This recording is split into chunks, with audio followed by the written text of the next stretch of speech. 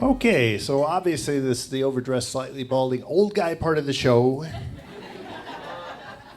I won't be up here all that long. They usually put out a silver alert whenever I leave the home. They think I'm a triple threat because I got cards in my wallet for Medicare, the Fort McDowell Bingo Hall, and the Golden Corral Frequent Dining Program. Yeah, I can eat, drink, gamble, and then go to the hospital. So I know what you're thinking. Boy, he's a snappy dresser. It's from the TJ Maxx Horny Grandpa collection. For those of you wondering and hadn't seen one in a while, this is called a tie. Something men used to wear to work, you know, back before the world ended and we all decided sweatsuits were the new formal wear. So the big difference between me and the other comedians on the show is that I've had way more colonoscopies. Yeah, for those of you who haven't been through this draining experience, the day of really isn't that bad. It's the night before when you got to drink the 20 gallons of sludge remover. Yeah, pretty sure I invented twerking. Now, I was moving faster than a Russian general with a Ukrainian drone overhead. I mean, they write that prescription, you go down to the pharmacy and they want an arm and a leg for the stuff that you're supposed to take, and then somebody did a study, it turns out 2 chalupas, Taco Bell, pretty much the same effect. Yeah. So I'm what they'd call a baby boomer survivor.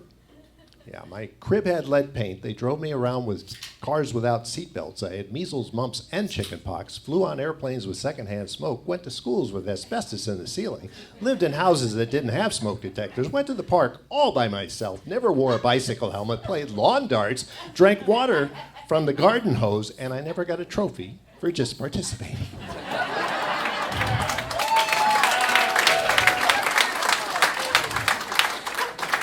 According to urban legend, I should be dead or in intense therapy. I'm not going to tell you I walked 20 miles through the snow to get to school, but I did wade across 8 feet of shag carpeting to change the channel. Yeah, they did a study recently. They wanted to figure out why it was that baby boomers are so much better at dealing with mental and physical abuse than millennials. You know what they came up with? Rectal thermometers. Yeah, millennial thermal scanner. Boop, boop, boop, you got a fever. We were laying on our stomach for 2.5 minutes with a cold piece of glass up our ass. If it fell out, they just shook it down, stuck it back in, and restarted the timer. Yeah, by 3 weeks old, I was able to clench. It's an important social skill if you want to eat at Filiberto's. We didn't have a school attendance problem back then because nobody was faking fevers. If you were lucky, Mama put a little Vaseline jelly on that thing. Not Daddy had a strict no-lube policy. He did not want it to be an enjoyable experience. So basically what I'm saying, if you want to fix America, we don't need mask mandates, we don't need vaccine mandates, we need rectal thermometer mandates. Yeah, I'm Bob Howard and I approve this message. I read this other study that said most single gals these days are dating men that are 20 years younger than they are. It's good for you single gals, but I'm married. It was important information for me. It means I need to stay married. Last thing I want to have is 91-year-old women hitting on me. I said that at a show in Sun City. A voice comes out of the back. What's wrong with 91-year-old women? I said, well, depends.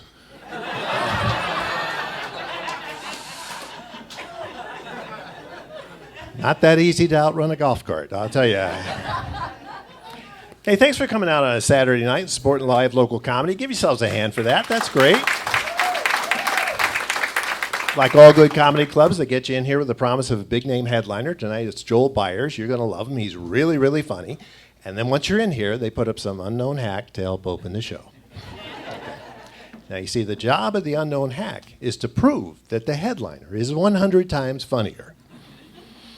About 20 minutes, you're going to realize what a heck of a job I've been doing. I don't want to say there's a big difference in the level of comedy, but he's played places like the Comedy Store in L.A. Last month, I was at the Lost Dutchman RV Ranch in Apache Junction. Open for Isaac the Psychic Magician. I have had some big deals. About 8 years ago, I opened for the Eagles. Yeah. BPOE Post 4986 in Deer Valley. Great audience. Doing comedy, I mean, the big fun of doing comedy is when we say something and you guys laugh, it's a big adrenaline rush for us. But another thing is when we talk to you after the show. People come up and tell you what they thought and so forth. And over the years, I've had two really significant conversations. About 10 years ago, one of my dental hygienists came to one of my shows. And I didn't get to talk to her after the show, but I had my teeth cleaned 2 weeks later. And I asked her, what'd you think? So she said, that wasn't near as bad as I thought it was going to be. Yeah, it's a real confidence builder, I'm telling you.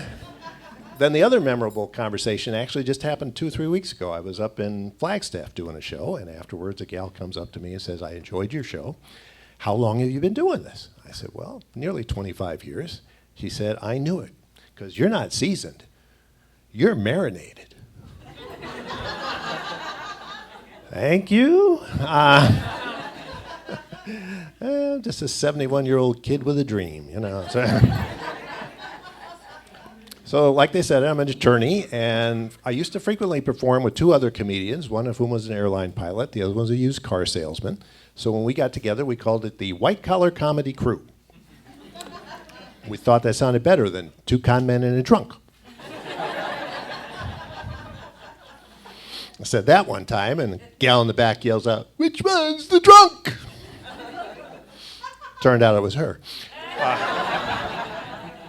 So back in 2005, we actually filmed one of our performances in Ahwatukee, which of course is another comedy mecca.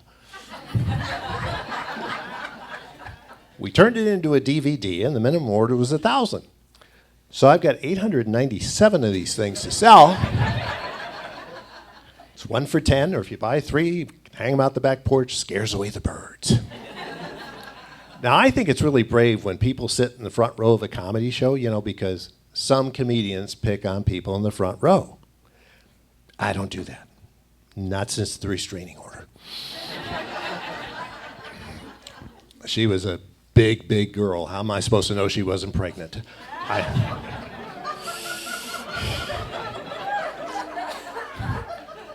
Yeah, my sister has no sense of humor at all. Yeah. You sat in the front row, here you go. There you go. Yeah. Are you with her? You owe me $10. Okay.